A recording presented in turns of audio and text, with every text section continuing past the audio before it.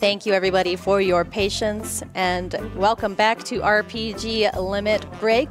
We will be jumping into the Final Fantasy VI Worlds Collide randomizer. Our runners are Gaahr, onefreefitz, and pbnjplz, with the commentator going to be Aprebs. I will throw it on over to them.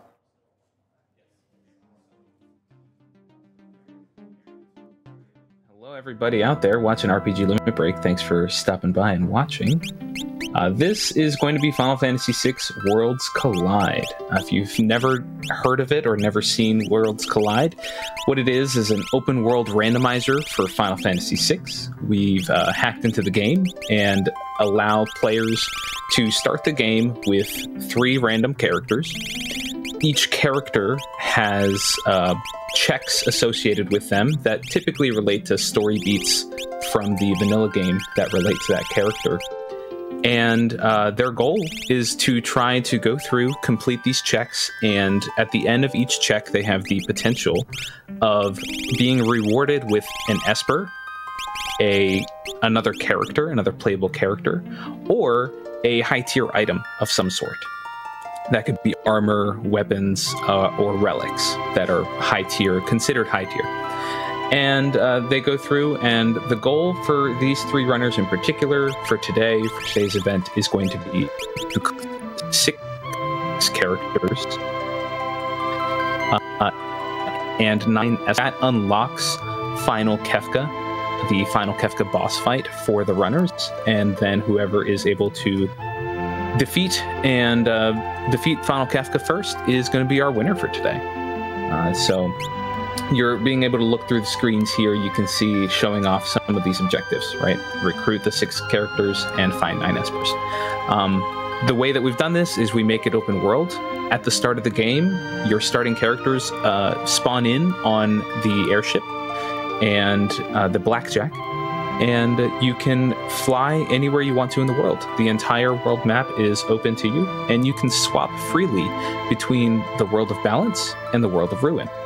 And so the checks are, as I mentioned, they're all related to story beats, and you can go through, and some of them are going to be in world of balance, some of them are going to be world of ruin.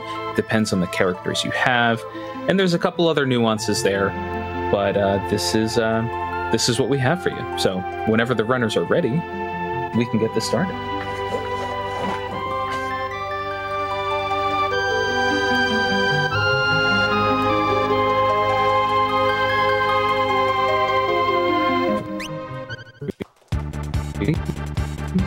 Perfect. So starting us off, we are having a Umaro, Gaahl, and Gogo start.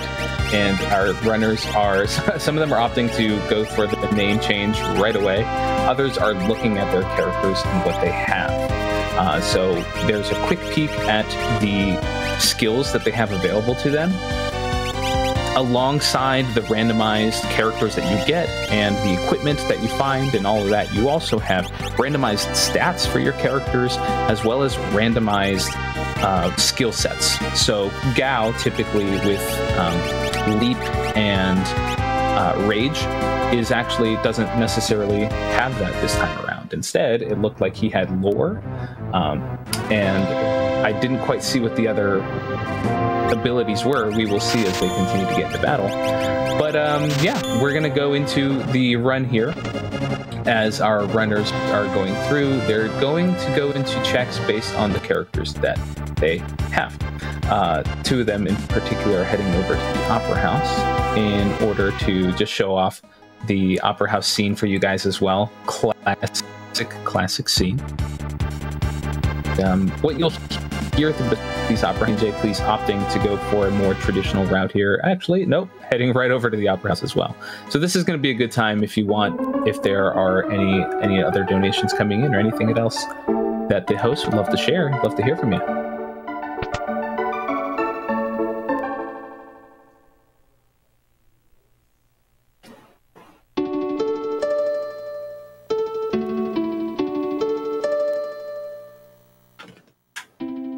Oh yeah, a lot of people in the chat saying Umaro is a goat. Umaro is a wonderful character to see for sure. Knuckly Kong. I was wondering when we'd see Knuckly Kong in the chat. Big Umaro fan right there. Umaro is a interesting character to have in your lineup.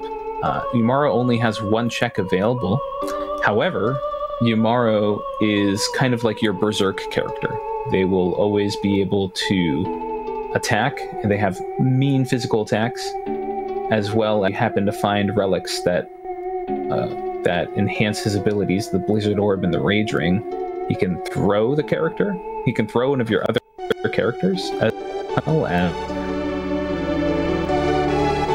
use a blitz attack for magic damage. So lots of fun there. And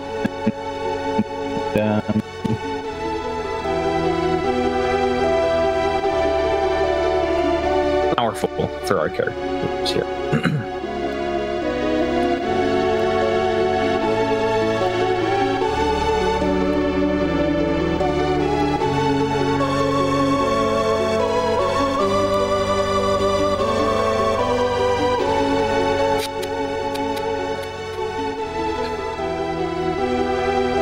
Showing off a couple of dance moves here. onefreefitz is a pretty good dancer with Celeste.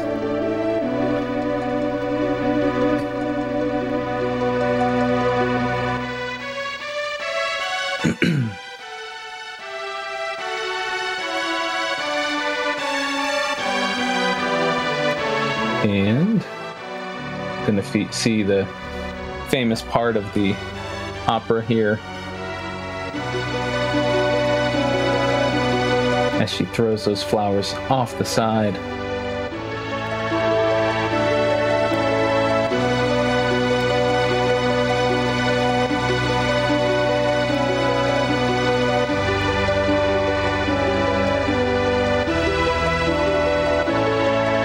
All right.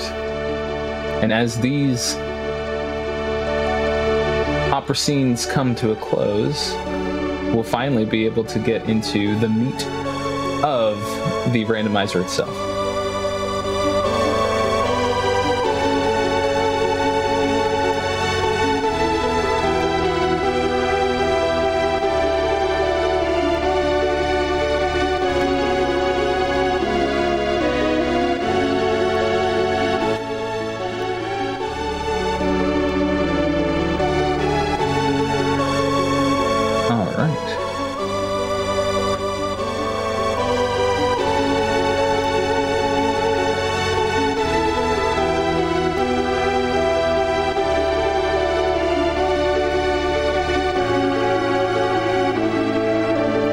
Now we are done with our Opera House.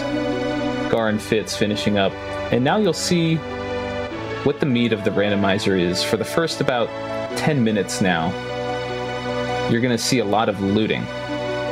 Our runners are going to opt to go through very chest-dense areas. South Figaro, like you see Gaahr going to right now, is very dense with chests and barrels and boxes that you can get items from. And it's going to be about looting and trying to find out what your offenses are going to be.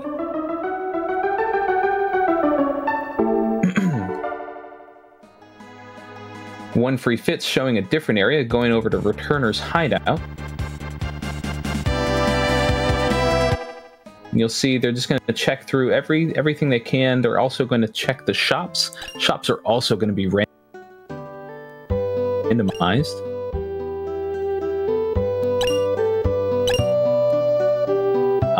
So we're looking through, seeing what can we get that is going to be potentially useful for us. Also, what can I get that I can then sell in order to get money to buy potentially better options for what's in the shops.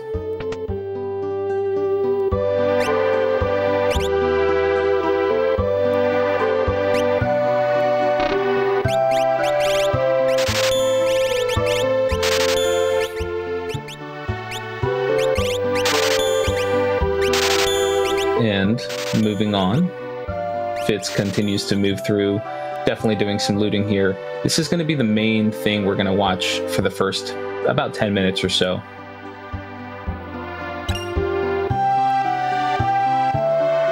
Do I have time to chime in with a couple donations?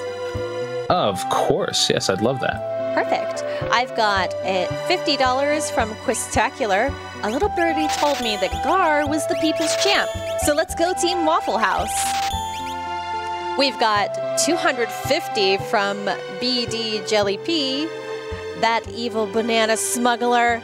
Dolphin must be stopped at all costs.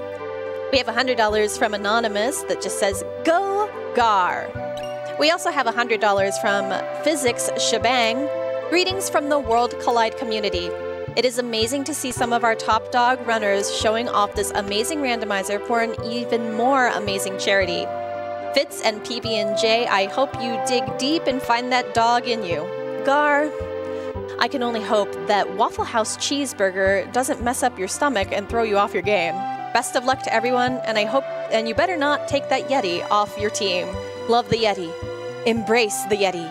Live the Yeti. Thank you everybody so much for those donations. Yes, thank you indeed. And Nami's such a great cause. Thank you guys for putting in your donations.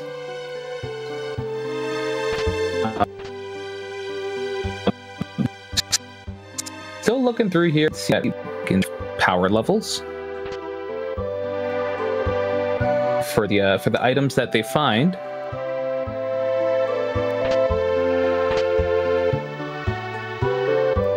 Not that I've seen too crazy, but the run is still young, and they've only really gone to the first two most popular areas. There are some elemental shields that have been found. Elemental shields are going to be nice. They provide nice resistances and absorption for elemental attacks. However, you can also break shields and rods to cast tier 2 versions of the spells that relate to that elemental shield or spell that you get, or rod that you get. And that could be very useful for early on if you don't find good offensive weapons, or have a character that has natural magic or something like that that can be very powerful. The rods or the elemental shields are going to be pretty nice if you do need a offensive clutch. But that's about the only thing I've seen so far that really would get me excited as a runner. There are some earrings. I see some earrings over in pbnjplz's inventory. Earrings will be really nice.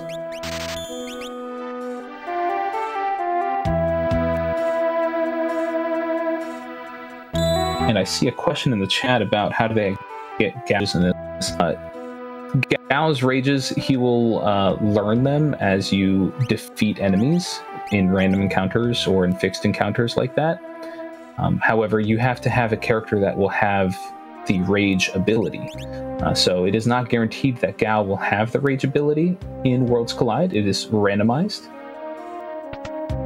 So we have to make sure that we actually have a character that has the rage ability.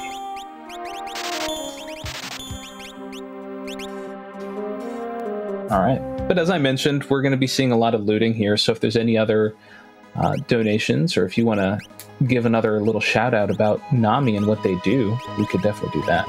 Yeah, absolutely. And I did just want to remind everybody with all this talk about Yetis that RPG Limit Break is proud to partner with The Yeti, who have designed 3 exclusive t-shirts and an enamel pen for this year's event. If you would like to see these awesome designs, please visit theyeti.com/RPGLB and check them out. Remember, these items will only be available for the donation of the marathon, so get yours before it's too late. That's THEYETE.com/RPGLB. And just another reminder that all of your donations will put you in the run for some really awesome prizes. Currently, we have the Buster Sword replica, which is a cumulative $250, so you can donate $2 over the course of the marathon to equal out $250 and you will be in the running. as well as the custom Game Boy Advance SP, which is a $75 total donations. Also, there is the Human and Monster Parlors, which is a minimum $5 donation. The Final Fantasy Pixel Remaster Collection, which is a minimum $15 donation.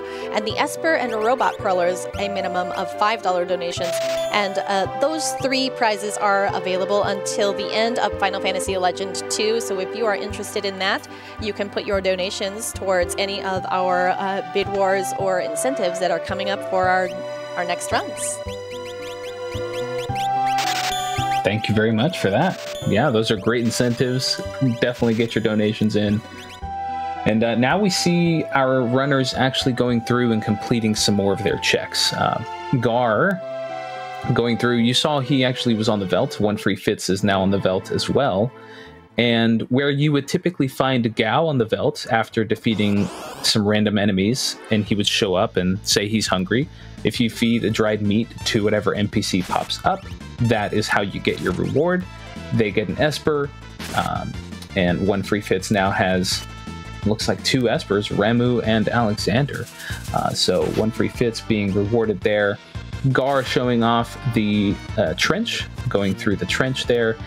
This one is really nice. What sets out some of these checks, there are actual favorite checks that the run for over others. What helps ones they like more or not, it's all about synergy. So in this case, Gaahr is doing one that's not necessarily the most favorite for a lot of people. It does take some time. However, it does involve fixed encounters. And that is going to be really helpful for us because the way that Worlds Collide is set up, every party starts off at level 3.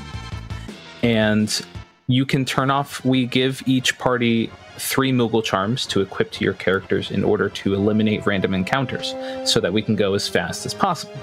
However, that means we don't get the chance to level up quite as often. So we increase levels, we increase the experience gained per battle, and we make it fair so that the level continues to scale. Enemy levels will scale with every check that you complete, with an Esper that's gained, with a character that's gained, or with a dragon that's defeated. And so how we get into battles with how often we complete checks. So checks that have battles within them are always really nice to do so that we continue to level as we go through and that the enemies don't out-level us too fast. So Gaahr showing off really nice synergy there, going to do the dried meat check and then going through the trench to make sure that he's not just leveling up the monsters quicker while only finding his rewards, he's also leveling his party up as well. So really nice synergy there. pbnjplz is now going through the trench as well. Fitz is now on his way to do the trench, and we got a little bit of synergy there with our runners as well. And yeah, Sketch carrying this trench indeed. So showing off again a little bit about how we can have those random skill sets as well with Sketch on our Gaahr, Sketch and Lore. And then Yumaro is just going to whack things as hard as he can, and Gaahr being able to mimic or equip any other skill that your party currently has.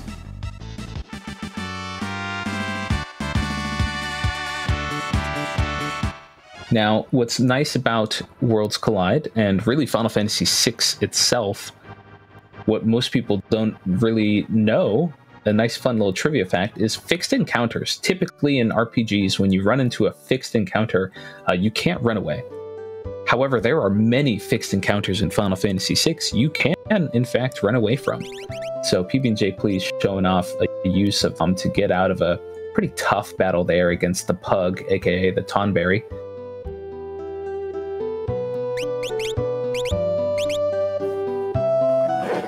onefreefitz is opting to actually go ahead and fight. Nope, never mind. He uses the smoke bomb as well. That is a scary fight. Anytime you run into a Tonberry in Final Fantasy, that's a bit of a scary moment.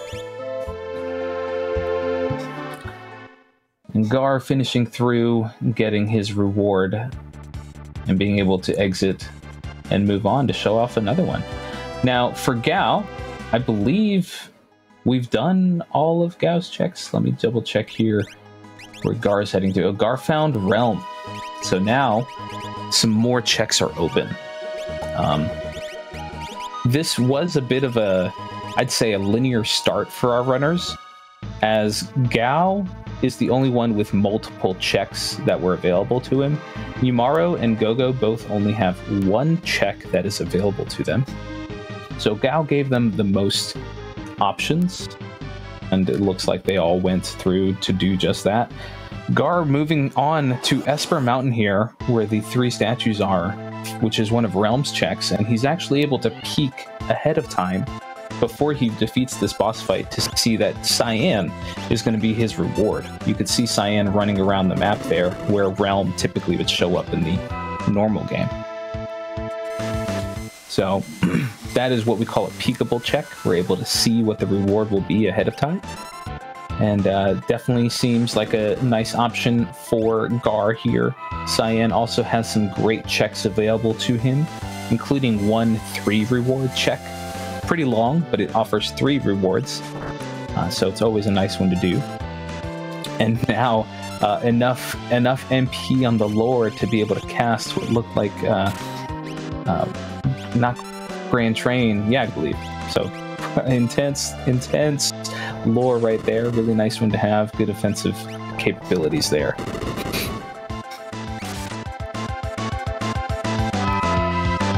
And now we'll be seeing fit their reward. They'll be getting their realms. So pretty similar things followed here. Any other information that came in from the hosts? Yeah, actually, I've got a joke for you. Are you ready? I'm ready. Okay. How does Umaro get to work every day? Bicycle. I don't know. And that comes from, very nice. That comes from Drinks Glue, who donated $15 to give us that wonderful joke. Please, please, please, definitely send over all of your jokes. I don't know if Aprebs appreciates the dad jokes, but I certainly do. So I'm going to be the one reading them. So, Oh, I've got 3 kiddos running around, so I love a good dad joke. Perfect. We also got $50 from Lulu, who says, "Go Gaahr, go! Less than 3. Lou, Max, Cope, Ethereal Dragons, and the house." Thank you very much for those donations. Yes, thank you indeed. Yeah, no, I love a good dad joke. Perfect. So definitely send those in. Yeah.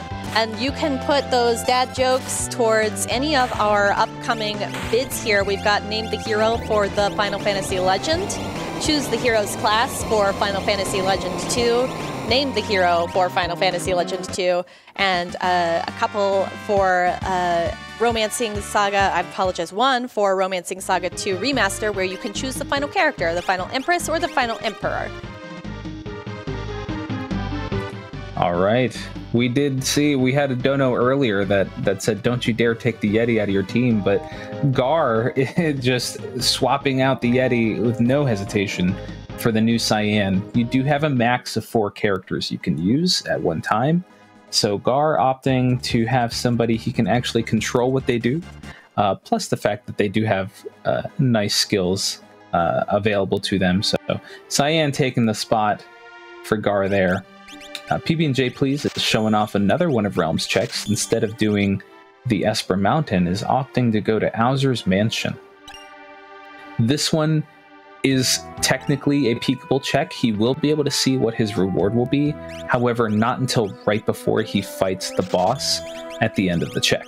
So he's not going to see very early on what he's going to get. It is a little bit more of a gamble to commit to it, but he will definitely still get a reward at the end.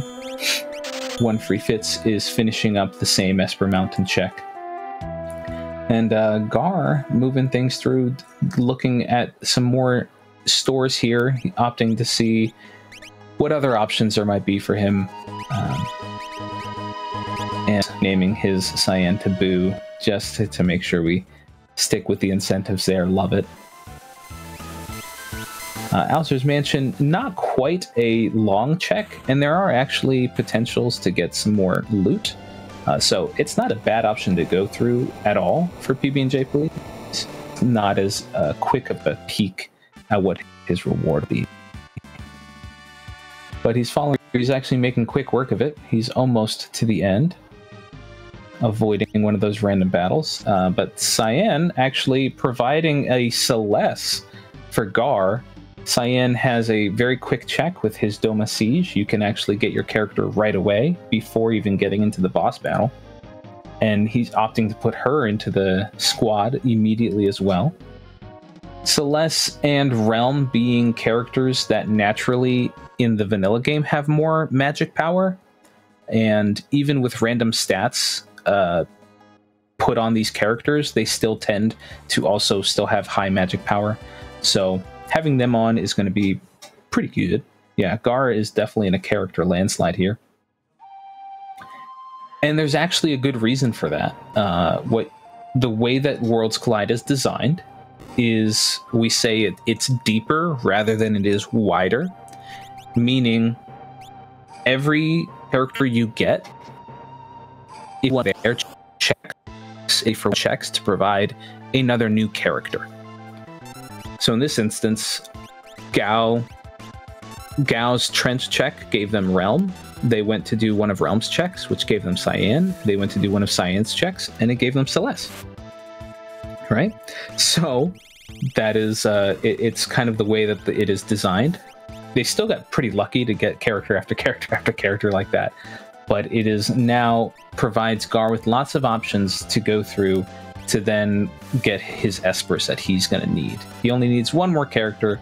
He will likely start to do more of the character checks that he already has instead of doing a new one in order to look for more Espers now. That is a busted Celeste as well, but however, pbnjplz got a scary fight at the end of Alzur's Mansion there. That is the spicy chicken. Put the spicy chicken in the chat if you have it. That is Poltergeist. He is one of actually the end stage bosses of Worlds Collide. One of the three Warring Triad statue bosses. So definitely really scary, even though he is going to be pretty low level this early on in the run. Doesn't mean he isn't still very powerful. So a bit of a scary run here for pbnjplz. He's committing to it though. He's fighting hard. And let's hope that he can make it through. Whew. Let's see what happens here. Now this is going to be a tough win. Even if pbnjplz does win, two of his characters are down. And that means they are not going to get the EXP that they would highly benefit from once this battle is over. Looks like these two characters that pbnjplz has left, though, are pretty set. Seem to have some sort of fire resistance going on. So that is actually going to be very helpful. And he makes it through. Well done for that spicy chicken battle. All right, Gaahr showing off there what you just saw. I'm sorry. Would you like to hop in? Oh yeah, sure. I just wanted to quickly thank our ADR and the Final Fantasy randomizer community for the tracker and support that we're getting here. That is fantastic. So everybody give a nice hand for our tracker and ADR. Yes, indeed. Yes. Yeah, there we go. Yeah, Thank you. Clapping here as well. Yeah, I'm clapping here as well. I just don't want to peek the mic too bad. But yes, big thank you to them. They do a lot of work behind the scenes, and we appreciate that very much. But yeah, Gaahr was showing off at Tizen, and I think that's one of the early checks that Fitz was able to do as well to get an Esper.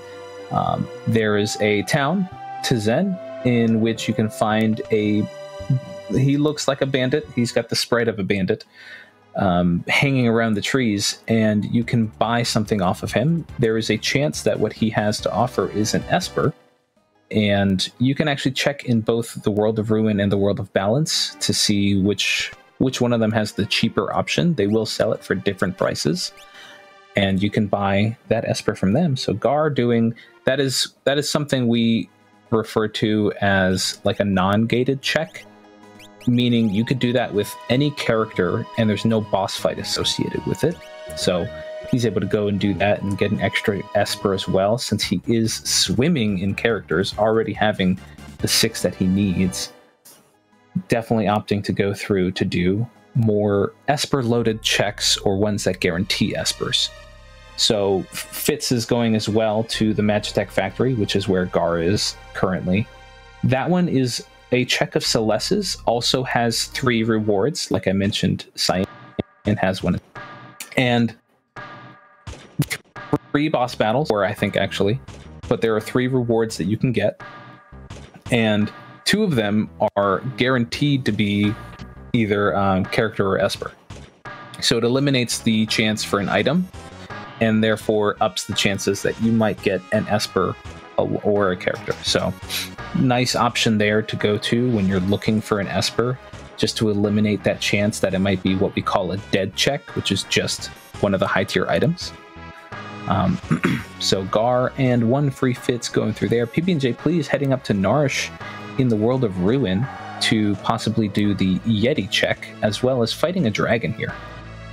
Dragons add to the level scaling for the enemies, but they offer a load of EXP, a load of magic points, which is how our characters will learn magic from the Espers they have, as well as a guaranteed high tier item. So a really nice option there to get some levels, potentially a nice item on the way to do the Yeti check. Gaahr had a little bit of a tough start with the boss battle there, had to reset out. Inferno is another one of your later stage final dungeon bosses. So yeah, that's a tough one there. He's gonna pack, and we are far enough into the seed, I would say, that it is a little bit. He's gonna pack quite a punch for sure. So. Got a couple of jokes for you. Are you ready? I would love to hear them. Perfect. I've got $10 from AG Deeds. I think Final Fantasy VI jokes are terrible. Nice. And we have $20 from Drinks Glue. Where does Umaro sit on an airplane? I don't know. Frost class. Ooh. And then we did also get $10 from Icy. Good luck, Gaahr. Love, Icy. Thank you very much, everybody. Love it. Love it. Okay. Looking through here, we've got what I like about Umaro's check is that there is a free check right before it. So sometimes I like to think like Umaro actually has 2 checks, and that is the Tritok fight. That frozen Esper you see at the top of the mountain there blocks access to Umaro's check. Anybody can initiate that battle with Tritok. It doesn't necessarily need to be Umaro, or you don't necessarily need to have him in your party. However, it blocks access to his check, so I tend to do it just to synergize well with going towards Umaro's check, like pbnjplz is doing now. And he is rewarded with a Valiant Knife for it. Now, there are a couple of items in Worlds Collide that as runners we get really excited to see. The Valiant Knife, or as we lovingly refer to it, called the VK. The VK is one that is always really exciting to see. The VK is a weapon that typically is only equipable by lock. However, since we have randomized stats, we also have randomized equipable items. So there's a 30% chance that somebody could equip that Valiant Knife besides lock.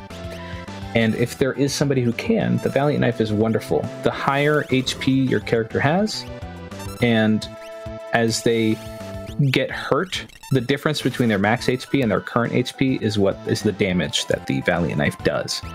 So that's always a really nice one. Oh, 33%. Sorry, I've been corrected. 33%. Yeah, it's not just 30. So there's a nice chance there that we've got somebody who can use that VK and hopefully the massive damage out. And what's nice about the VK, what makes it useful, not just because of the potential for massive damage, but because that damage also ignores certain parameters and certain damage formulas. So characters that typically have like a defensive barrier where they ignore physical damage or something like that, or where it limits physical damage, the VK will actually bust through that and still do its whatever damage it's calculated, because it calculates that damage based on your current health versus max HP. Instead of doing a normal damage calculations, the formula is different, so it actually busts through that and you still get unload a ton of damage. So it's a great weapon to have. Why does Edgar always have a coin ready for a coin toss? Why does it? Why? Because he's always saving his money. Thank you, that's a good one. For that $10 donation. That's a good one.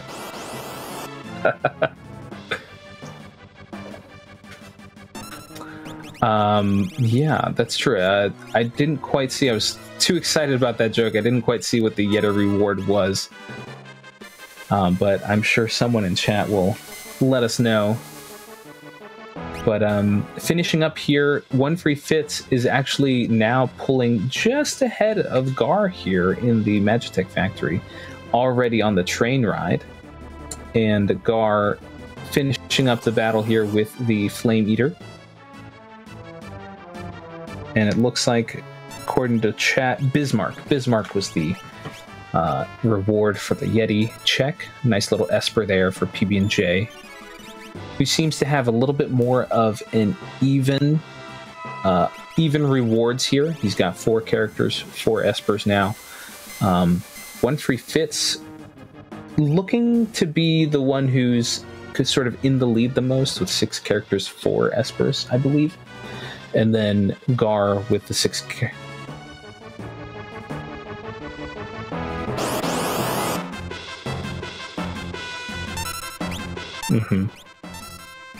Alrighty, and then Gaahr here, yeah, with the 6 and the 2 so far.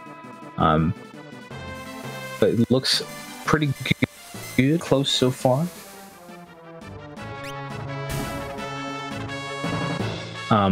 I will say this, as we are going through and finding more of these Esper, there are also, as with most games, there are pretty much tier lists. There's tier lists of weapons.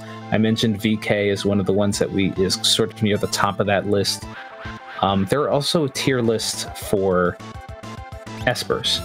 And Espers, Bismarck is not one of the ones you'd want to see all that much, because Bismarck's ability, when you cast him, isn't entirely useful, or is only really useful in niche situations. So there are going to be certain Espers that we also do hope to see more than others, but really any Esper that teaches some good magic is going to be super helpful. But if we can find a Golem, or if we can find a Fenrir, even Phantom, right? Those are going to be some really nice ones to have. Palador even is going to be maybe slightly more useful than Bismarck. They all work in pretty unique niche ways, but the Golem and the Fenrir are going to be the 2 that we want to see the most. I didn't even notice this when Gaahr got through there, or Gaahr is going to be a little scared here, as Fitz is showing. We're going to run into Doomgaze here as our last battle of this train ride out of the Magitech factory. So Doomgaze is a bit of a scary to run into. Doomgaze always opens the battle with a level 5. That's a bit of a scary one, because if you happen to have characters that have a level that is a multiple of 5, so if it ends in a 0 or a 5, then they automatically die. Luckily, Fitz only had 1 character that was dead at the time of that level 5 Doom. However, Doomgaze can continue to just cast regular Doom, and if it hits, it'll kill your characters, as well as a couple other nasty spells and abilities.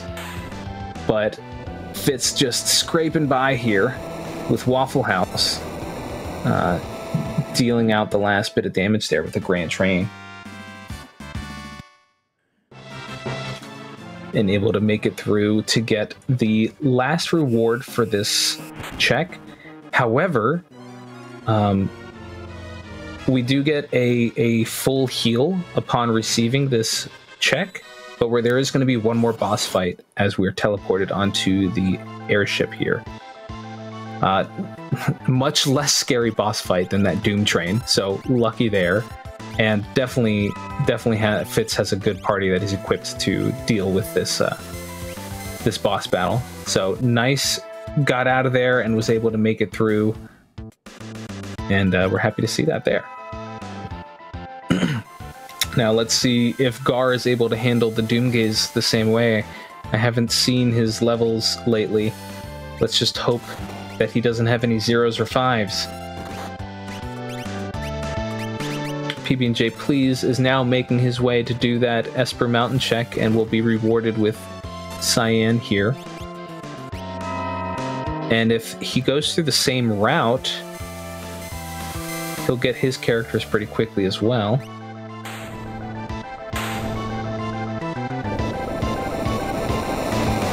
Let's see how this goes. Looks like Doomgaze is going to be up next for Gaahr.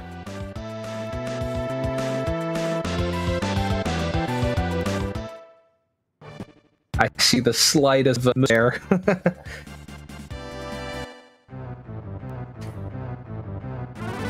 But luckily he came out unscathed. Look at that. Opting to use an elixir to get his Waffle House Gaahr, probably to restore his MP to continue casting that Grand Train. That is a huge damage dealer for our runners right now. Grand Train, that Grand Train lore for Gaahr has been doing work from the beginning of this seed. And that's honestly what I would be doing.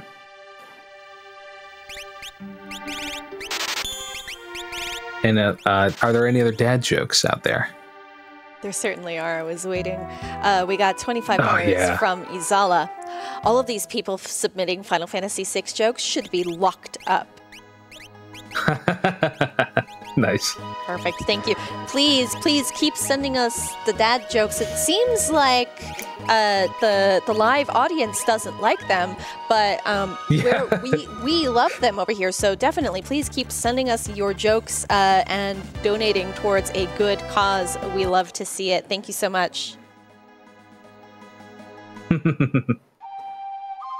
Yeah, no, I love them. I love them.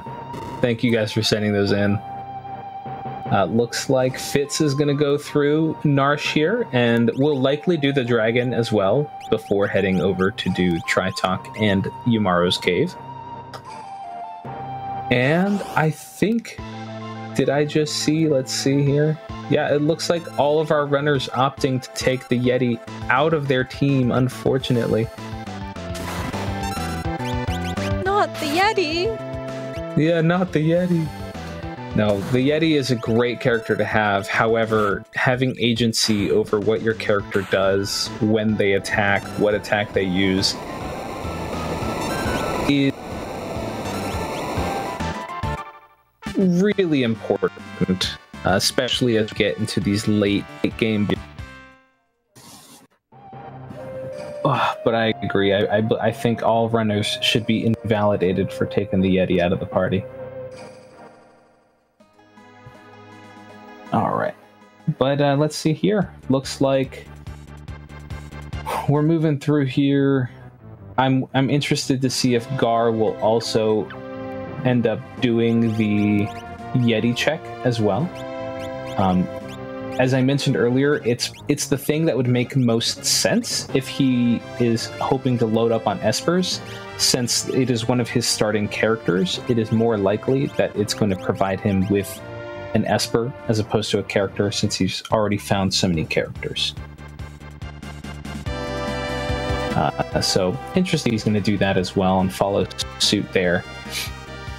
One of the great things about Worlds Collide and the fact that it is a randomizer is you just get so much, there's so much variety in what you can do. There typically isn't just one correct way to get through the seed. We've seen seeds that runners go into two completely different directions and they still end up at the final boss pretty much at the same time. It's really wonderful. Worlds Collide is an awesome randomizer to get into. If you're looking to get into randomizers, it's a really easy one to get into. It's not super complicated. And because it's gated behind characters and espers, it's a lot more simple than some of the other ones out there that are more based about keys and things like that. So really nice one to get into if you're ever interested in doing it. Check out the Discord. Let's moving through just to do a little extra looting here in the world of Ruin Figaro, as opposed to already been through the world of Balance Figaro. World of Ruin Figaro, the items that were in the barrels and the boxes will actually reset, and you can have the potential to get more items out of those. The chests will remain empty, but if you go through the barrels and the boxes, you can actually get secondary items from those as well.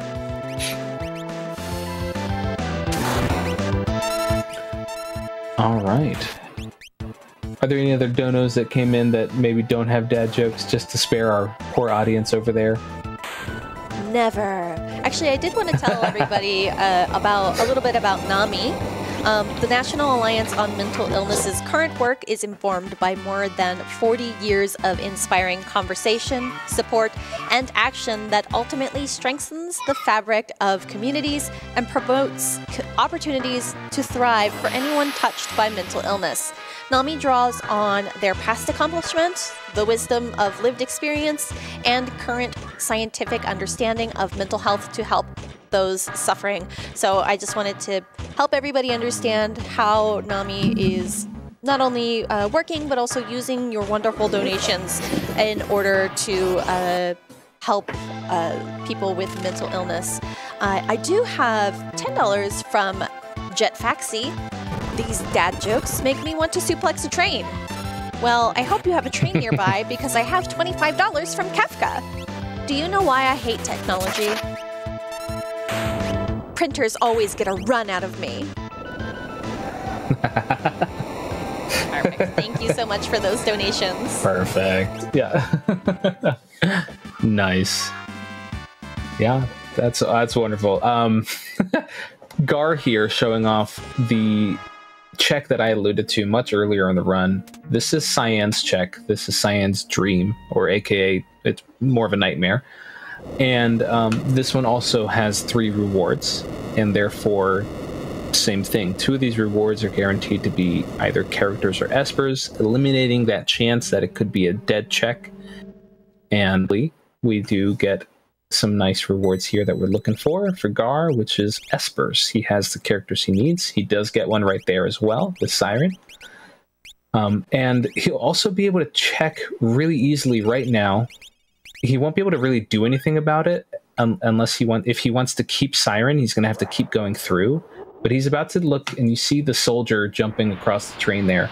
That is another peek that he's able to do there. He can see, based on that character sprite, he knows that he's going to get another, it's going to be a Esper or item.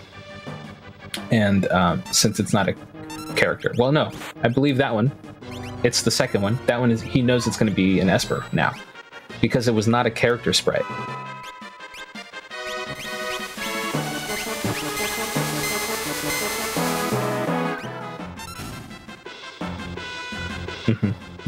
Yeah, since that was the second reward he's going to get, that one is guaranteed to be character or Esper, and since we saw a NPC sprite as opposed to a character sprite, a playable character sprite, he knows, okay, I'm going to get another Esper out of this one. So really, really nice there. That's exactly what he was hoping to see, for sure. So he's going to continue to walk through this dream sequence here and be met with another boss, and he'll get that reward. He'll see what Esper he gets. Then he has the potential to get one more reward after waking up from the boss battle. he can go and check the throne of the Doma Castle, where there will be another boss waiting for him and another reward. So hoping to see that there as well. pbnjplz going through the Magitech factory that we saw others going to earlier.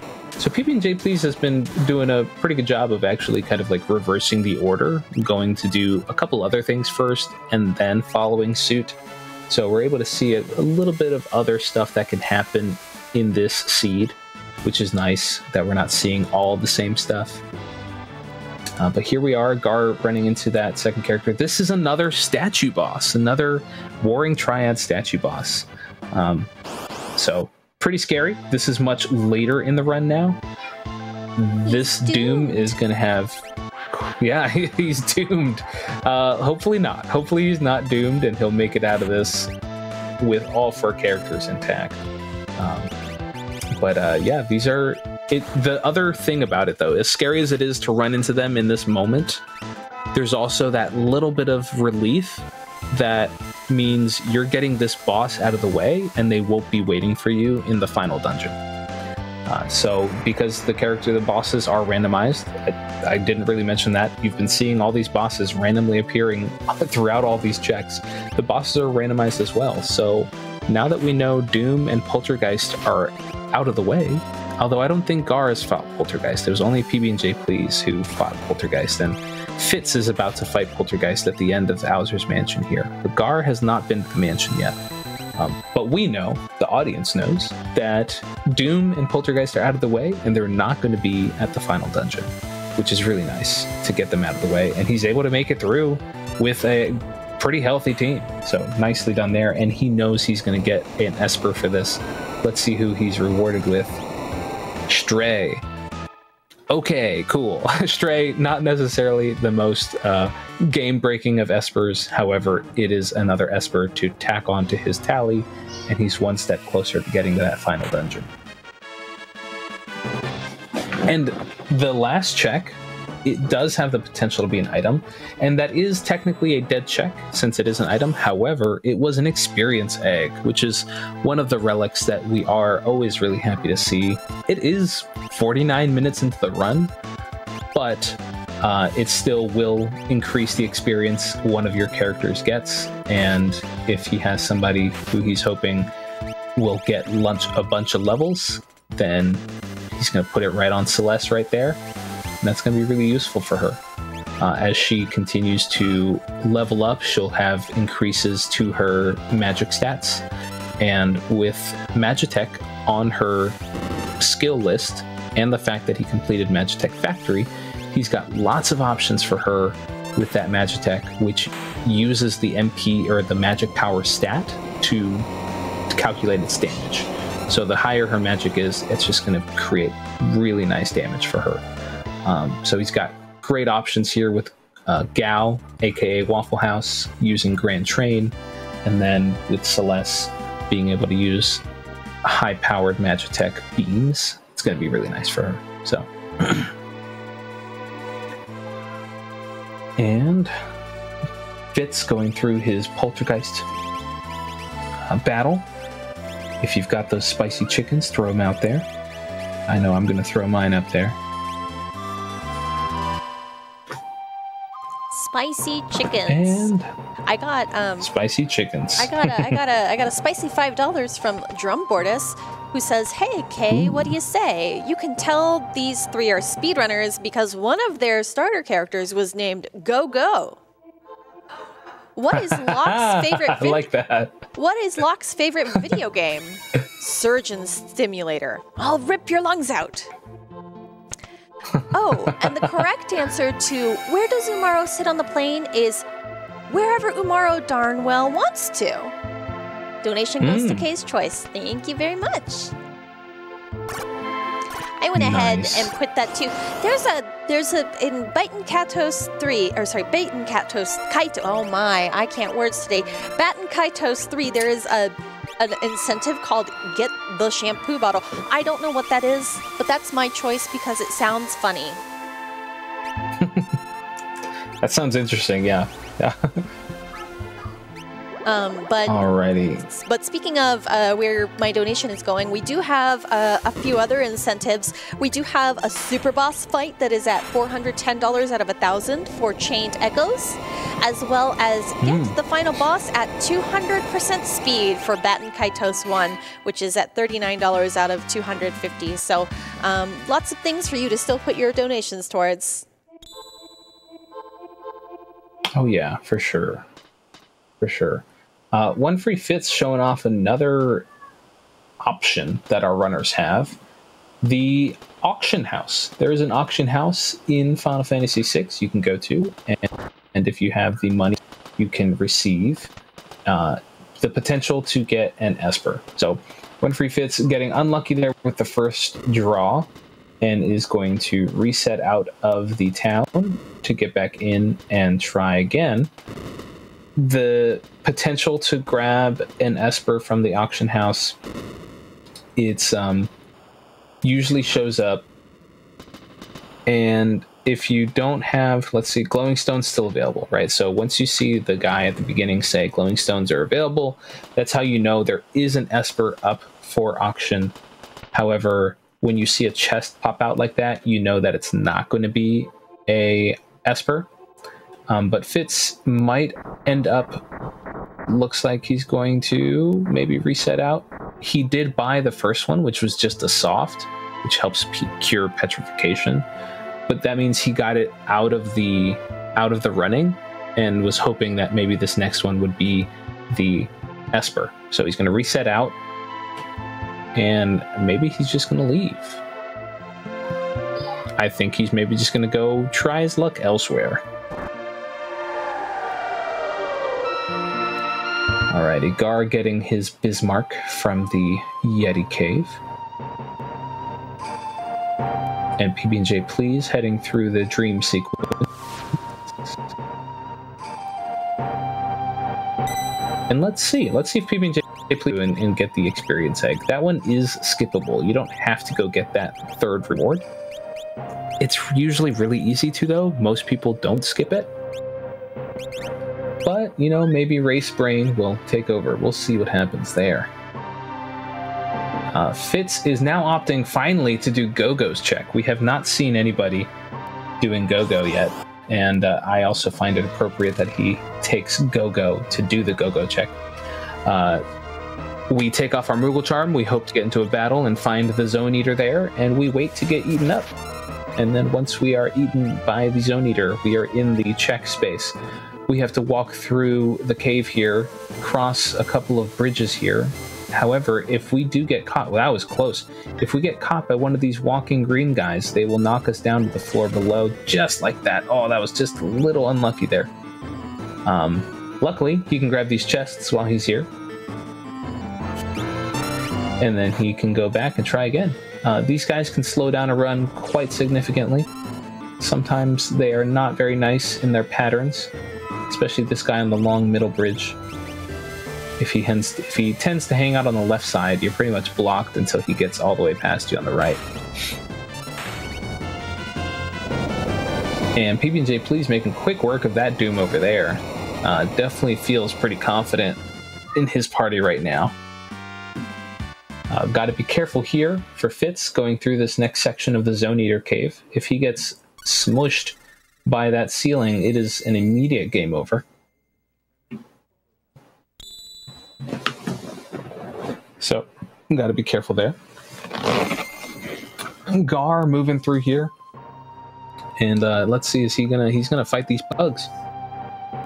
He's good for the experience. Much later in the game, he definitely has the offensive options now. pbnjplz getting his experience egg. Let's see who he's gonna put it on.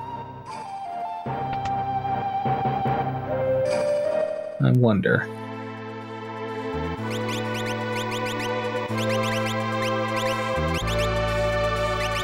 While we're waiting to see where they go next, any other donations that we've received? Yes, we have received $20 from My Hero Zero. Thank you very, very much for that. And I just wanted to let everybody know about some of the things that Nami does. effort to support the mission statement of NAMI, which is to educate and support, build awareness, and advocacy. We like to encourage our viewers in chat and our donors to avoid using mental health-related pejoratives when describing situations that are extraordinary. These terms include things like crazy, insane, mental, nuts, bonkers, etc. We ask you to be mindful of the specific language that you use, as many people do not realize that these are pejoratives. Instead, consider substituting them for words such as amazing, ridiculous, wild, or bananas. We greatly appreciate your cooperation in this, and we hope that you can carry this forward in your everyday lives. Nice. Yes. Very nice. I love it. pbnjplz actually just got the notification that they are in go mode. Final Kefka stage is unlocked with the last Esper that he was able to get from Celeste's check in the South Figaro basement. Fitz opting to go for one of Celeste's other checks, the other one that's available to her, and that is her Opera House check, where not Yumaro, Ultros is waiting to jump on top of her from the rafters. So we'll see what happens there and what he runs into. But Gaahr and pbnjplz going through the quicker route to get Celeste's check. That one is not blocked behind a boss, so they're able to just go in, grab it, and walk right back out.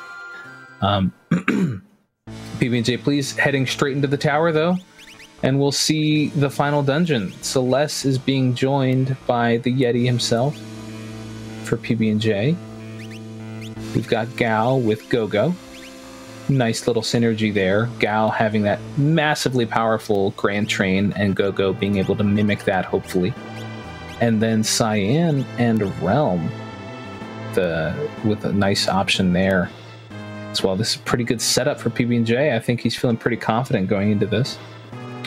And it looks like Gaahr had much better luck with the auction house and was able to get his final Esper, and is now in go mode as well.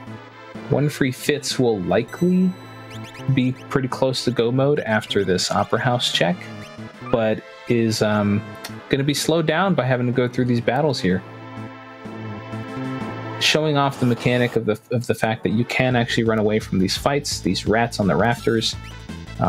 You can run away from those. You don't actually have to defeat them. Once you run away, they will be gone.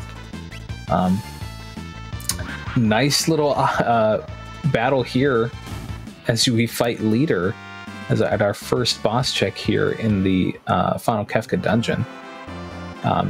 Taking over the Inferno spot. And let's see if PB&J decides to get a little extra EXP here and potentially fight another dragon or the Toilet Atma. He is going for the dragon. Now, our runners do have the option, if for whatever reason they become super overloaded with one side or the other, either lots of characters or lots of Espers, they can opt to go for a skip. The typical entrance into the final dungeon, as you've seen Gaahr and pbnjplz do, is you land with your three parties onto the tower. Each one of them walk through three separate paths to get through until they reach these three switches. And once they hit these switches, that kind of takes them all onto one central bridge path, and they have to slightly move through a couple other paths to help each other move through. But those switches, you can actually skip directly to get onto those switches to fight the Guardian boss fight and the three statues. That is what we call KT skip. There is the potential to get KT skip for our runners today. They have to get 9 characters and 12 Espers. So it does take more time. Most runners will go for a skip whenever they've found it extremely easy to overload on one over the other. So, for example, Gaahr found a lot of characters really quickly. If he kept going through his newer characters' checks, he very likely would have gotten lots of characters really, really easily. And then that may have caused him to want to then go for the skip, because it could save time. Even though it'll take more time to get those Espers, it might save time in the long run by skipping all the way to the switches. So it is there. It is an option. Maybe Fitz will do it, but I highly doubt it. pbnjplz had an unfortunate run-in with the Dirt Dragon, which isn't really a dragon. It's actually a dinosaur, but we'll call it a dragon if it wants to be one. And having to reset out and go through the boss fight with the leader again. Fortunately enough, not a super hard boss battle. And we'll see if he decides to take that dragon fight again or just go ahead and skip it this time, knowing that it's going to be a pretty intense fight. Yeah, makes the wise decision, kind of just keeps going. Let's see if Gaahr goes for it, actually. Nope, Gaahr is just going straight through as well. All right. Yeah, but that actually helped Gaahr get a little bit more in sync with pbnjplz. All right. pbnj moving through. Now we're getting to that point here where Gaahr is reaching those switches. pbnjplz is actually just slightly behind now.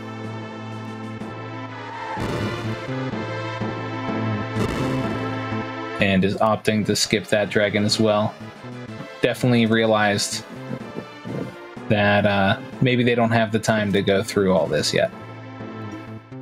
And they got to start speeding, because now Gaahr is ahead, pushing his second weight onto the switches to finish this up and get these last 4 boss fights, 5 actually. So the center team here is going to have to do 2 boss fights. You're going to have to go through the Guardian boss fight area. Let's see who he runs into here.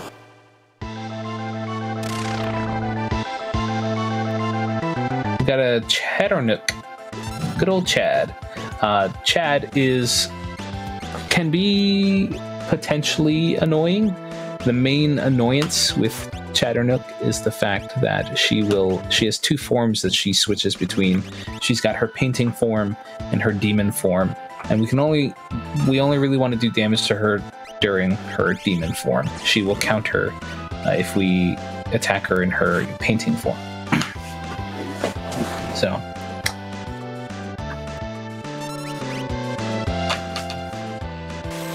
let's see, Fitz is moving through, getting another dragon fight.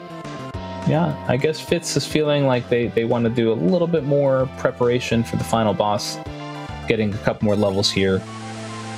pbnj going through and is now also going to get into that Chadornook fight. And Chad is down for Gaahr.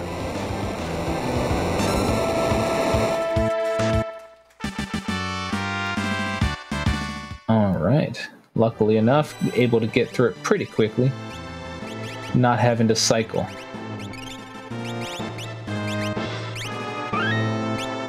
Nice. Now Fitz, seeing another item. This one is hotly contended, whether or not it's a high tier item or not. Fitz was able to get the fixed dice. This is another item that can be potentially powerful because of, again, the way that its damage is calculated and the formula for it. It rolls 3 dice, and based on the rolls of the die, the higher the numbers that it rolls, the more damage it does. But it's completely random, and it has a pretty long animation time. So there are people who love it because if they get lucky, they can get massive damage out of it. However, there are people that do not like it, aka #1 incentive name, Boo. We have a Boo in the community who vehemently dislikes fixed dice, and so it's a nice little point of contention there in the Worlds Collide community. I love them. Lots of people love them. Lots of people also dislike them passionately because they can severely slow down your run if you happen to get unlucky. You might say they say, "Boo dice." Yeah, exactly. Yes. That's right. They say, boo, I don't like the dice. Yep. onefreefitz has made his way to the tower, however.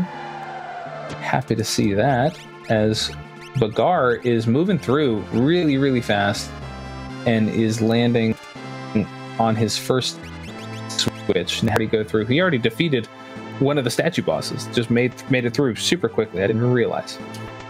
So definitely moving through.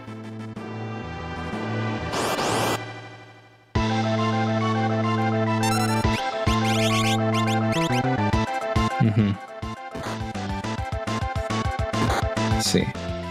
Fitz is pulling through a strategy here. I believe maybe is feeling a little less confident in his overall like party capabilities. He's overloading on one side. It might be because he's trying to overload and do checks. So he overloaded one side of the tower with a full party, and he did the toilet atma check, which he actually got an offering out of.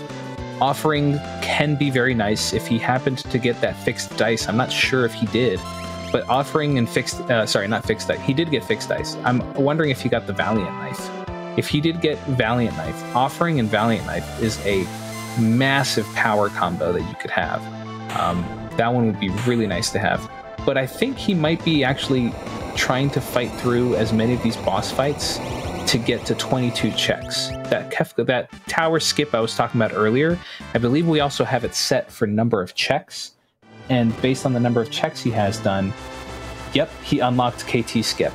So he overloaded to try to get through and defeat 2 of these bosses as quickly as possible so that he can get to 22 checks. And now he's going to be able to skip ahead instead of running through all 3 paths and just land to start these same boss fights that Gaahr and pbnjplz are doing. So real smart move by Fitz there to just cut down a little bit on the time, not having to go through and get all of those character and Esper requirements, but instead of relying and paying attention to how many checks he's been doing throughout this run. But he doesn't take the Yeti with him into the final 3 parties that he's going through in this tower. One of the boss fights actually still being Guardian.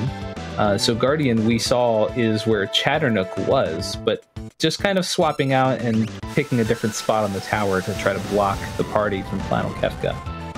Guardian can pack a massive punch as well.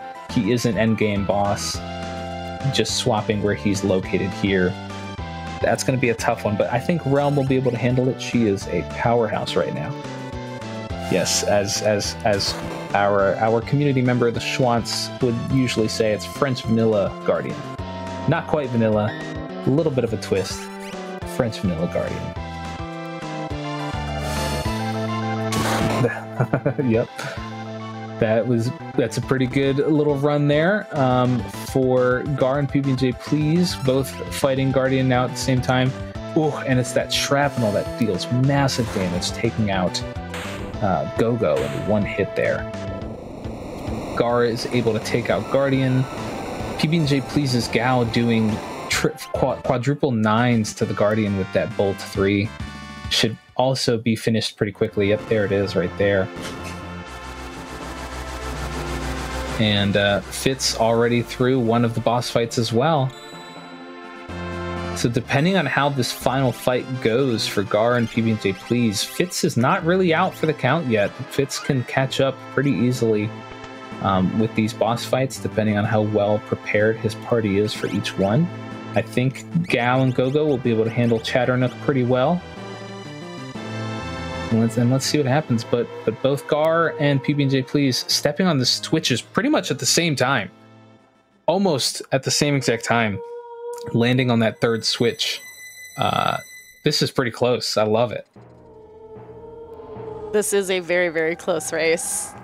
Yeah, I was not expecting that. The little bit of the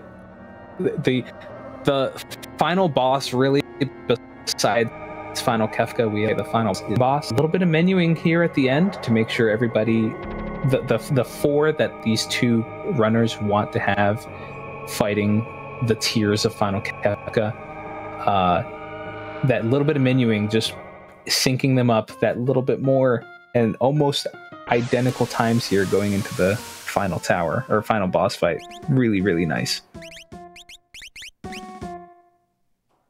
And let's see what we got here. Let's see if their parties are pretty synced up.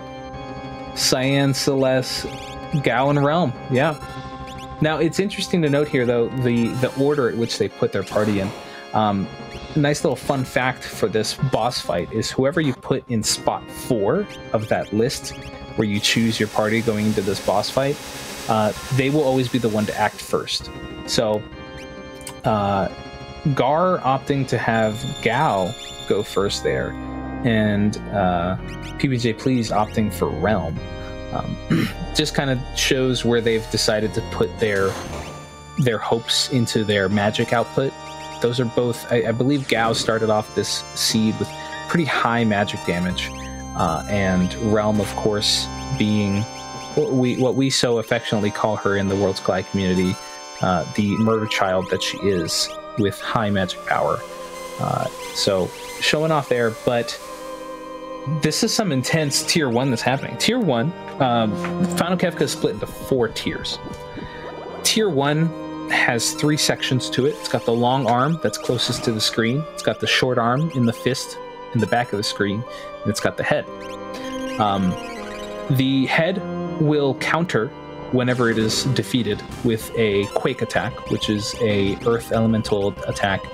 And elements in Final Fantasy VI, Earth and Wind and Water are not as typical, and therefore there also aren't like armor pieces that can protect from it very, very easily. So Quake is going to deal massive damage unless he happens to be able to cast Float on his party. So we try to defeat Head first, because if it's defeated last, it will counter with that Quake attack. The 2 arms also, one of them doesn't have a counter at all, so we try to leave that one last. And the other arm counters with some physical attacks, but it's not too crazy. Now we're moving into Tier 2. Tier 2 is probably one of the most chaotic of the final boss fights possible. There are 4 sections to this one. One is called Tools, one is called Hit, one is called Magic, and I believe one is called...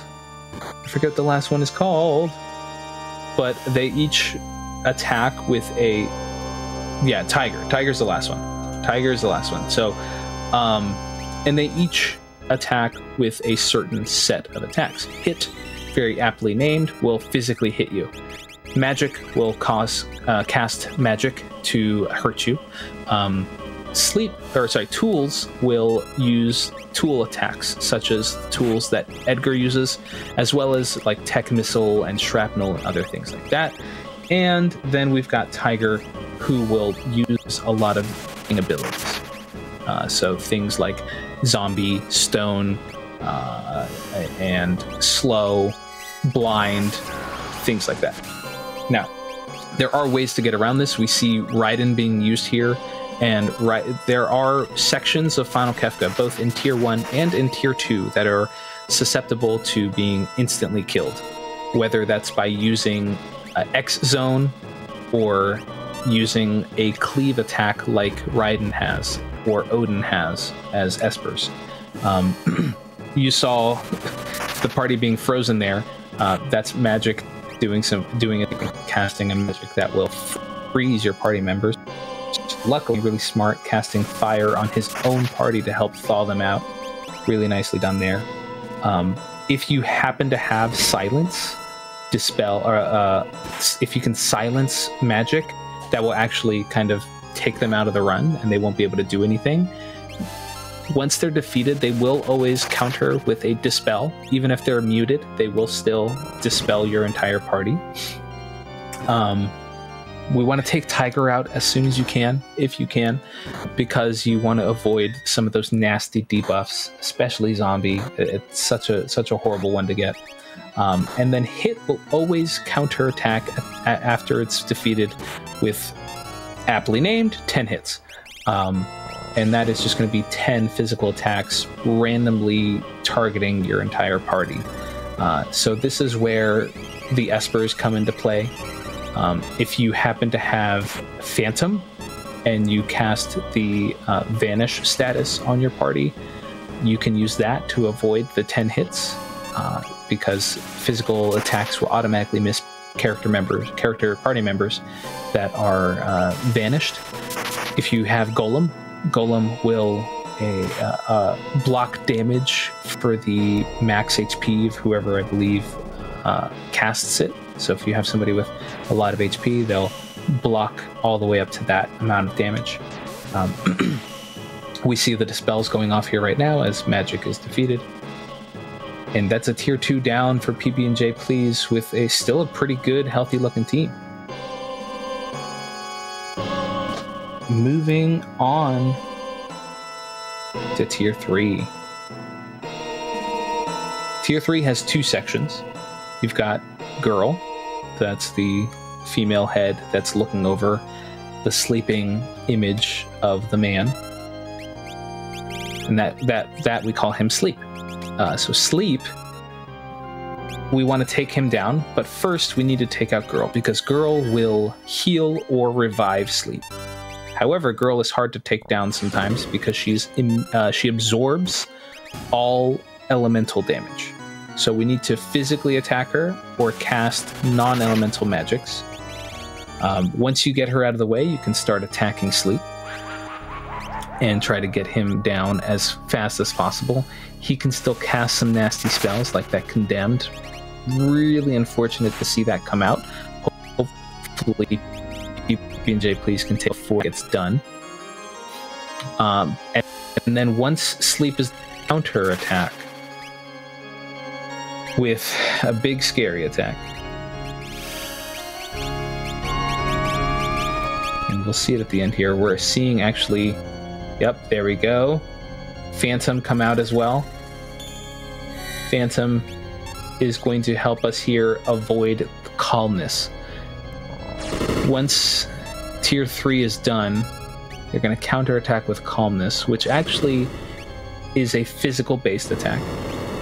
Uh-oh, we're seeing a Meteor come out as well. That is unfortunate. Ouch! Yeah, that's poor timing there. That's very unfortunate.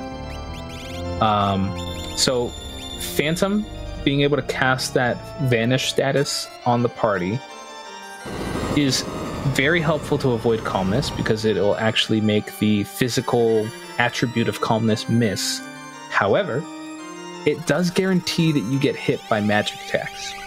And that is a really unfortunate miscount of damage on Sleep there. And he's able to counterattack with Meteor and pretty much guarantee that all of those party members get hit. And there we go. All right, and now here we go with tier 4.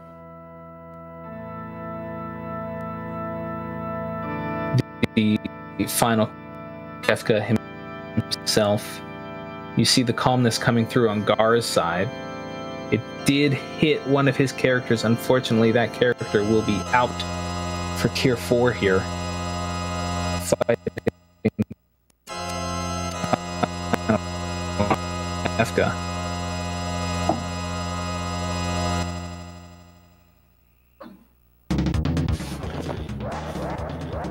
And looked like Go-Go is doing a little bit of dancing there on pbnjplz's team. But here we go, and actually, wow, pbnjplz showing off the sketch skills. Sketching Final Kefka will cast Ultima. That is that is a great strat there. Gaahr doing the same thing, and then using Quick to maybe try to get another one out. That's going to be pretty awesome there. Boo.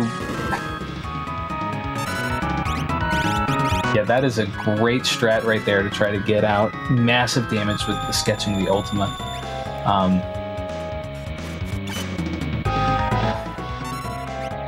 It's so sketchy.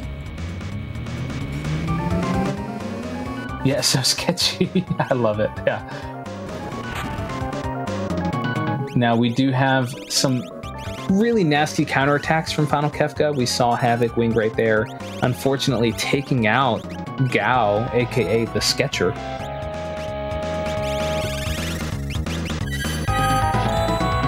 That is very unfortunate, trying to get him back up as soon as we can.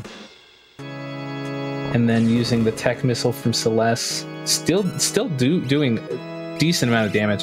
And now we know it's time to just go all in on damage as much as we can. Now that you see the camera screen shaking there for pbnjplz, this is where we try to get out as much of the damage as we can before we get hit with these really nasty counterattacks. That Grand Train that we've been using the entire time, that's going to come out from Kefka.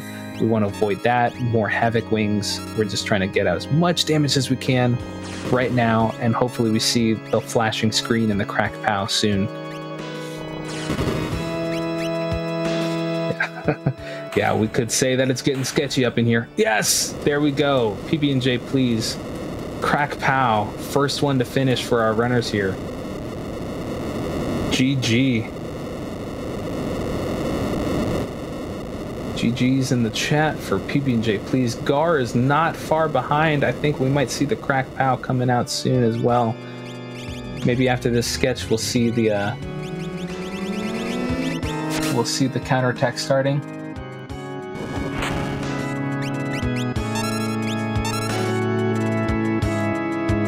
Oh yeah. There it is. There's the head coming out. Screen is starting to shake. We're going to see, yep, we see Ice Shield being broken. We're trying to dish out as much damage as we can right now. Now we got Fitz is moving on, and Fitz is still not very far behind. He's on tier 3 now, going through. A little bit of a tough time, not quite able to get full damage out onto Kefka before he casts Gaahr over on Gaahr's screen. Poor Gaahr was a goner. His team. Poor Gaahr was a goner. Luckily able to get him back up. And a Mega Elixir coming out as well.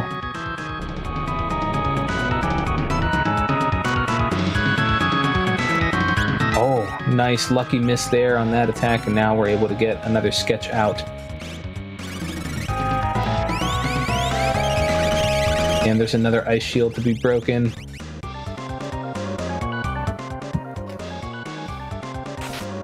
The Havoc Wing coming out. Ooh, massive damage there.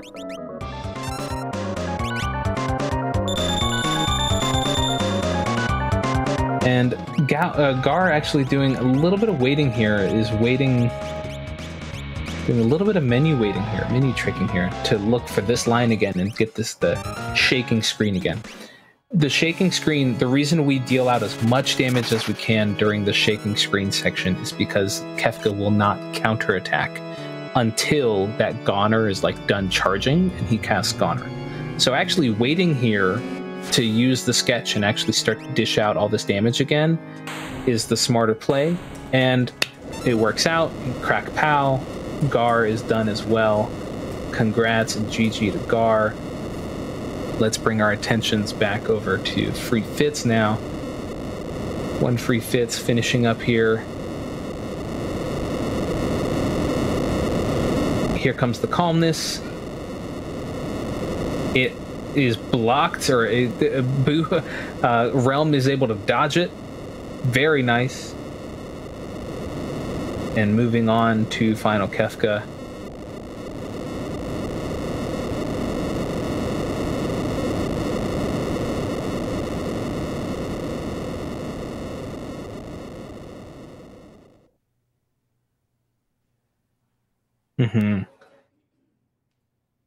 All right. And here we go. And yeah, Fitz actually having a slight advantage here, not coming into this tier 4 with a dead character, and actually has all 4 characters alive and ready to attack.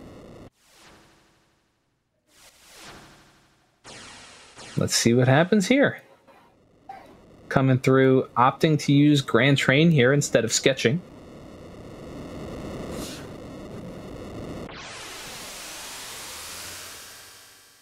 Still getting quad 9s though. but definitely using up a lot of MP to do it there. Let's see if Fitz does opt to sketch in the end.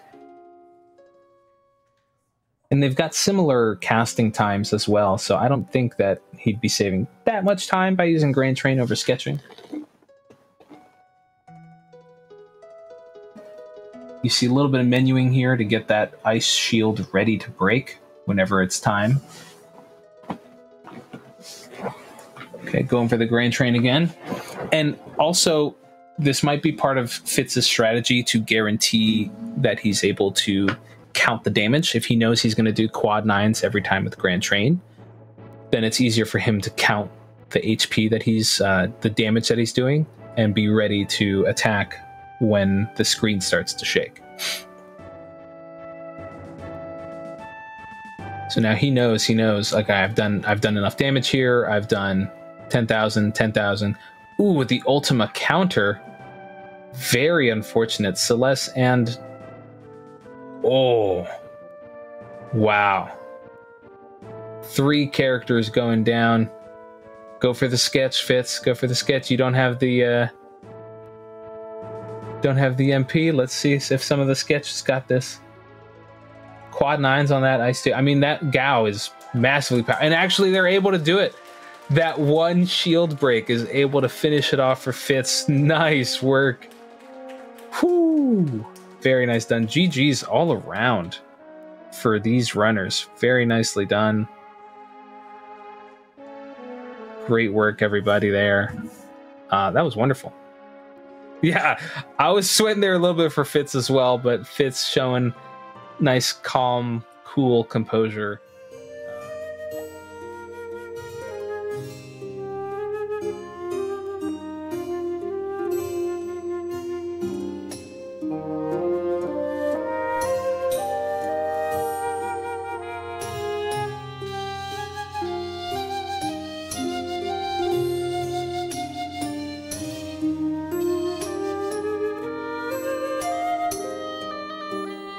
Looks like we are finally finished with this awesome race. Thank you so much to our runners, PB&J, Gaahr, and Fitz.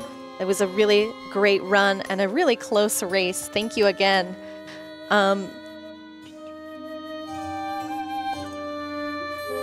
We did receive another donation from Jason LaRose for $25. Thank you so much for that donation.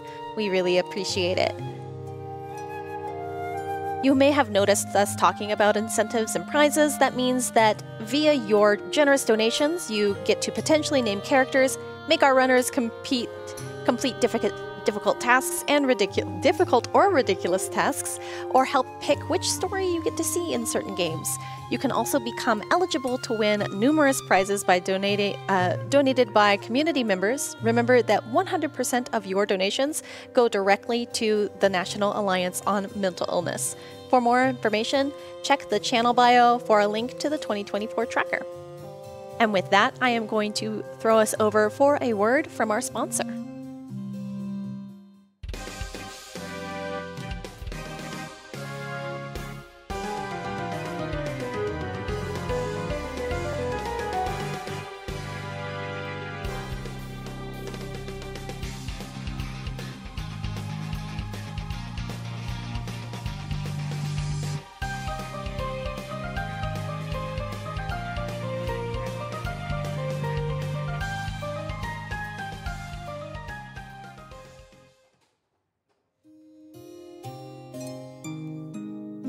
Blah, blah, blah. Some marketing speech here about how great we are.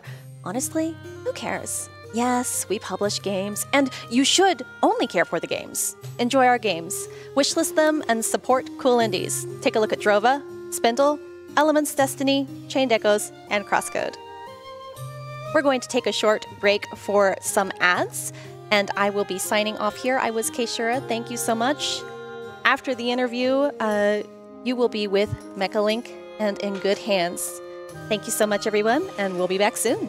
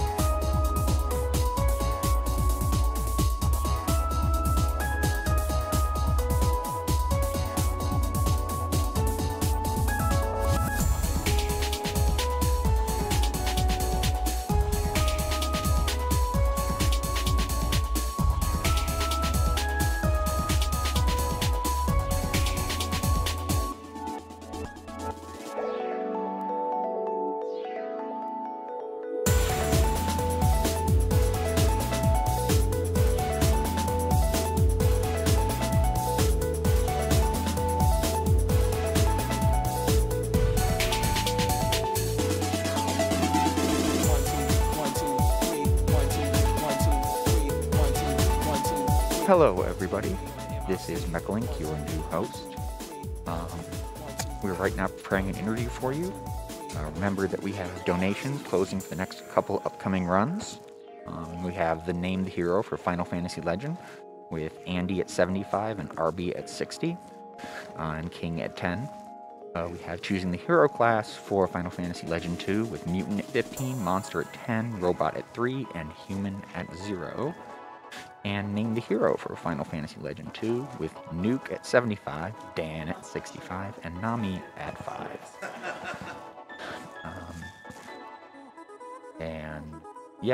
We've got an interview, and then Final Fantasy Legend will be up in play, but I will come back and let you know when that interview is in play.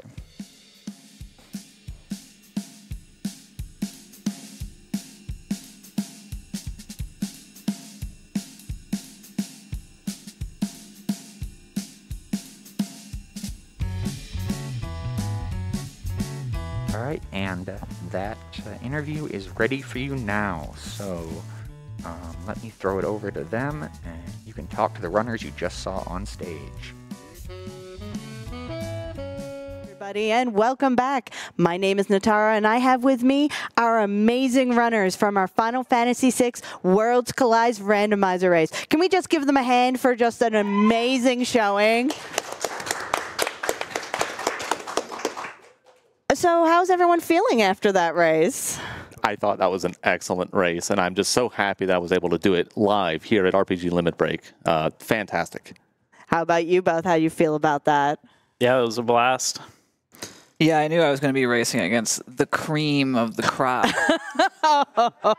But it looks like PB&J today was the cream that rose to the top. And congratulations on your win. That was amazing. And as I was talking to our runners before, you two didn't know at the time, but you both entered the final Kefka fight literal frames apart. The sync was immaculate. Nice. And Fitz, you were a little behind, but then you did something I'm not super familiar with Worlds Collide. I'll get you to explain it to me, where you got to skip most of Kefka's tower and just jump to the statues, and the race was on again. Yeah, definitely. I wasn't going to go for it, and then I ran into the Doomgaze spot on the way to Kefka's tower, because I was 4 away from the skip, and then I got that one, and I was like, well, that's 3, and I can go do the Dragon and Opera House and the other 2, and get the skip. So it was kind of like, at first I was like, what? How am I running into this? And then it turned out to be a little bit beneficial, and I was hoping I could run them down from behind with my extra levels, but not quite. Not enough runway. But it did really bridge that gap quite a bit. Now, so all of you three were here on the big stage running here. How long have all of you been running this randomizer? So I started in June or July of 2022. Basically, Worlds Collide was ran at Summer Games Done Quick, and I didn't even know that the randomizer existed for it, and I saw it, and I was hooked. So I think a week after that, that's when I first joined the community, and I've been there ever since. Amazing. PB&J, how about you? Much the same story, except I just started just over a year ago, like early 2023. That's amazing, especially with the win here. That's so good. How about you, Fitz? Yeah, and I started a couple of months before that GDQ run. So it's been around 2 years as well, but it's just been a blast the whole time. Absolutely. I think all of us in some way or another have been taken by the randomizer bug. So that must feel good. So do you all play, have you played Final Fantasy VI on your own? Do we have anyone here who's just playing this as the randomizer first? I started with 6. That's it's one of my favorite games of all time. Yeah. And that's kind of how I got so interested in the randomizer. Well, part of the reason. So I'm very, very familiar with Vanilla 6, but the randomizer I'm a lot better at. So it can do that sometimes. Yeah. Same with you both? Yeah, I played the original game. It was kind of the game that my older brothers would play and I would watch when I was little. I used to watch my cousins. Couldn't quite play it myself, but yeah, I've played a lot more since the randomizer. Yeah, and for me, definitely played the vanilla. I started trying to do the 100, the all characters and Espers, watching Wexel on I think RPG Limit Break is when I was like, let me try speed running. I got the time to like the 10-hour mark, and then I was like, this is going to take me a long time to like, and so I kind of set that down, and then it was like a couple months later is when I was like, oh, there's a randomizer for this? Because I knew about Link to the Past, and I dabbled in that, but it's too much execution for my fingies, so. Yeah, when you find that randomizer that just fits, you're like, oh no, it's that one. Let's talk you and me, that randomizer. Yeah. Oh, that's excellent. So are there any other randomizers, though, that any of you play? I want to start with you, Fitz. Yeah, I play Jets of Time, which is the open world randomizer. I got our Camp Specchio shirt on. Shout outs to that community. And for Chrono Trigger. Speaking of Free Enterprise, never played vanilla. I just jumped into that one. Very familiar with that one. Career Day, I also never played vanilla. Just kind of jumped in. Been learning through doing. And then I've played both of the Earthbound ones, Ancient Cave. Nice. And PK Scramble. Any JRPG rando I've probably played, and I race like 4 or 5 of them. I think Worlds Collide is like my best, but I'm working to race some of the other ones. There's a lot of good ones right now. How about you, PB&J? Yeah, I played a lot of the Link to the Past randomizer. That was kind of the one that started it all, I feel like. Yeah. And then I've also been playing a lot of Hollow Knight randomizer in the last year. That game rules. Got to get the grubs. Those are the main ones I've played a lot. Excellent.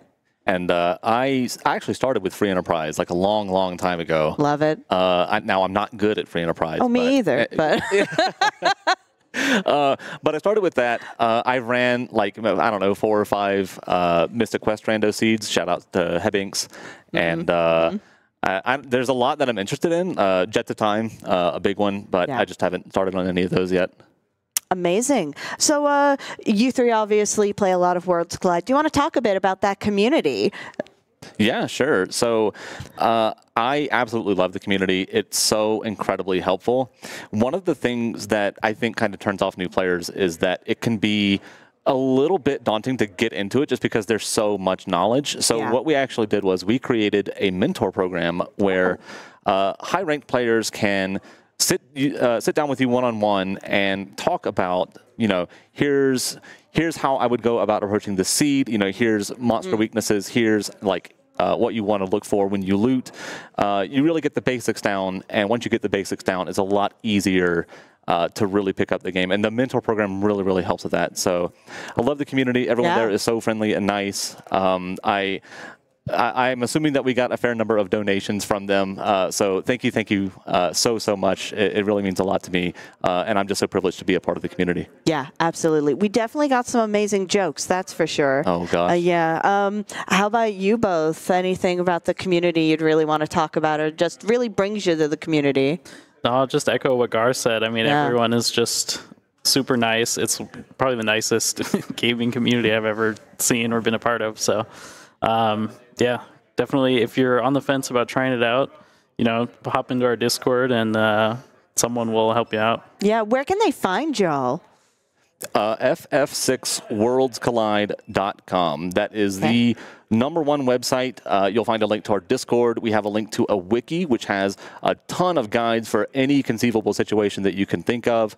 But that is where you can get your start. And if you kind of just want to roll your own seeds, FF6 Worlds Collide, right there. Excellent. How about you?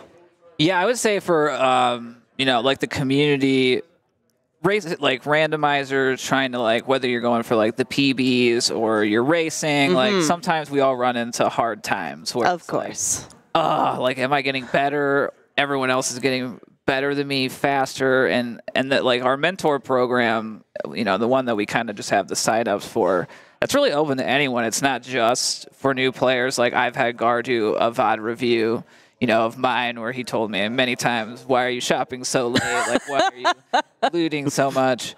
And so everyone's just really helpful. And like, we always want to see new players. We want to grow them up to be comfortable, being able to race, because the more we grow to the community, the more great, people I get to meet both online and then in person. And at events like this. Well, hopefully seeing your race here today is really going to help bring some more folks to the community. I know I'm even more eager to try it out. And so with all of our viewers, you've been here watching this race, but do you know with your donations, you can also be entered into prizes. All of these prizes you see here are currently open for bids. So we're going to start with our wonderful mini grand prize. This is available for any donation for $75 cumulatively for the first half of the week. You can win this amazing custom Game Boy SP. It is, the shell was added, it's got an upgraded screen, it's got this custom Mimi painted on it. This is a one-of-a-kind, fully working Game Boy Advance SP. Definitely recommend getting entered into that. We also have, if you like Final Fantasies, like I'm sure most of us do, we have for the Switch the Pixel Remaster Collection that was donated to us by T. Murdoch. That is a minimum donation of $15, and so that, along with these perlers, which we'll talk about, are available until the end of Final Fantasy Legend 2, which is only 2 runs away. That's in our next 2 runs, so you better get your donations in soon if you want to get entered in for that prize. We also have, going to move this up a little, these amazing perlers. They are all from Final Fantasy Legend 2, which is, again, 2 runs from now. They were provided by the amazing Red Silvers. $5 minimum donation for those. We have the amazing Esper. We have a robot. We have our monster. And I believe that is our human. So want to get our donations in for any of those. But we must not forget our ultimate grand prize. Bigger than I am. We haven't measured, but we're sure it's taller than me. We have the Final Fantasy VII Buster Sword replica. This has been so generously donated by the RPG Limit Break staff. It is a cumulative donation of $250, but that's all week. That's during our entire event. So that means any little donation you do throughout the week goes towards that cumulative donation. It is a beautiful, huge sword. These materia all included, and they're attached by magnets. So you can swap those in and out. So you can have your custom materia in there. So again, your donations right now are going to help you enter into these prizes. So definitely check those out. There are also going to be more prizes opening up throughout the week. So keep an eye out. My friends, any last words you want to say before we hand it back to our lovely crew? Speaking of the crew, big shout outs to the tech crew this year. I know that our run took a lot of time and energy to set up, and they did it with speed and they did it with grace, and I cannot thank them enough for their incredible efforts. Yeah, they work real hard. Yeah, just what Gaahr said. Everyone's great. I'll give a shout out to like all the rando communities that I'm a part of. Like, everyone's so supportive. Yeah. And then definitely a special shout out for my partner. Hopefully got to watch at home. Always very encouraging of all my interests and hobbies, and that's really helpful to stick with something, for a couple of years and really get to be hopefully the cream one day. But yeah, like, I love you. You're my favorite person. I'll see you in a couple days. Well, thank you so much, all 3 of you, for coming to talk with us for that amazing race. And everyone, stick around. We have so many more amazing runs coming up. Passing it back to you, lovely crew.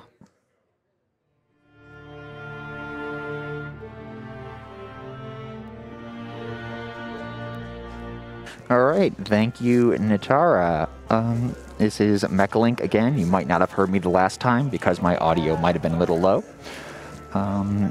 We've got a few donations while we wait for the go signal on Final Fantasy Legend 1, the Final Fantasy Legend. We've got $100 from BD Jeffy with the text of Dan, the hero who stumbles their way to victory. And that's referring to the Final Fantasy Legend 2 bid war for main character name. We have an anonymous 250 donation, which thank you so much, Anonymous, for your generosity. No message, but no message is needed. And we have $10 from Lulu number 3311. Congratulations, Gaahr. Also, it's nice to see your Jonas Brothers fandom on display with your fabulous hoodie. And you might not have heard him know in long distress. All right. So, as I said, we are waiting for Final Fantasy Legend to be ready. Remember, we are all here for NAMI. RPG Limit Break 2024 is coming to you live from Salt Lake City, Utah, where we are raising money for NAMI, or the National Alliance on Mental Illness. NAMI was formed in 1979 as a grassroots advocacy organization by a group of parents whose children suffered with serious mental illnesses, and they have maintained that focus to this day.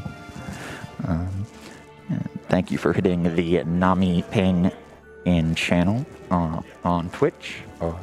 We are broadcasting on Twitch and YouTube, and we are glad you are all here with us. All right. I'm going to send you back to the music for a little bit, and I will talk with you in a little bit.